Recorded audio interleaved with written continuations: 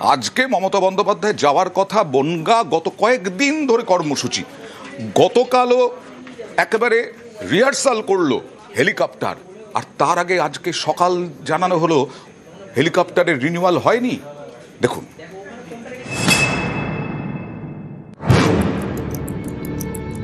গভর্নমেন্টের একটা হেলিকপ্টার নেওয়া আছে এগ্রিমেন্ট করে, হঠাৎ খবর এলো হেলিকপ্টারটা যাবে না। আমি দেখলাম দারুণ মজার খবর, তো ইলেকশনই শুরু হলো না, তার মধ্যে কনফ্রন্টেশন শুরু হয়ে গেল। কিন্তু ওরা বুঝলো না এটা আমার ভালো হলো। কেন ভালো হলো বলুন তো? কারণ আমি রাস্তায় আস্তে আস্তে আমার সাথে প্রচুর মানুষের দেখা হয়েছে এবং আমি অনেকগুলো এলাকা দিয়ে ঘুরে এসেছি।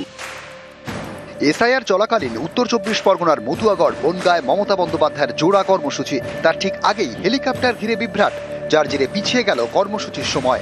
আকাশপথের পরিবর্তে সড়ক পথেই বনগাঁয় পৌঁছলেন মুখ্যমন্ত্রী।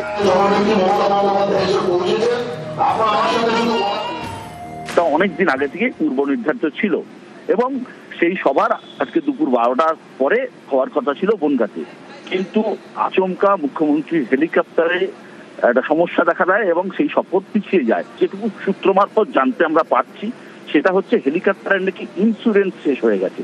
এটা খুব অবাস্তব কথা। মুখ্যমন্ত্রী তিনি হেলিকপ্টারে যাবেন, তার ট্রায়াল রান গতকাল পর্যন্ত হয়েছে এবং সেই ট্রায়াল রান হওয়ার পরে আজকে সকালবেলা হেলিকপ্টারের ইন্স্যুরেন্স শেষ হয়ে যায়, এটা একটা বিশ্বাসযোগ্য বলে মনে হয় না।